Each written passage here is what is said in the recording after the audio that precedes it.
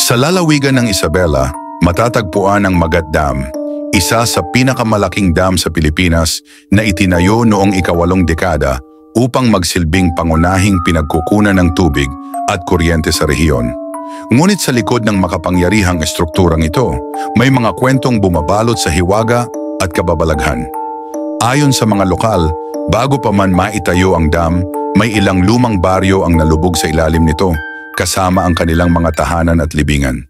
Dahil dito, may mga ulat ng kababalaghan, mga kakaibang tunog na nagmumula sa tubig at mga anino o multo na lumilitaw sa paligid, lalo na kapag sumasapit ang gabi.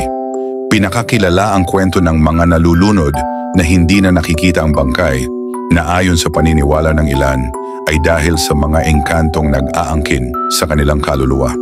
Kaya kung bibisita ka sa Magat Dam, tandaan, huwag mag-ingay, huwag magbiro, at higit sa lahat, huwag subukang lumangoy dahil baka may iba pang nilalang na nagmamasid sa iyo mula sa ilalim ng tubig.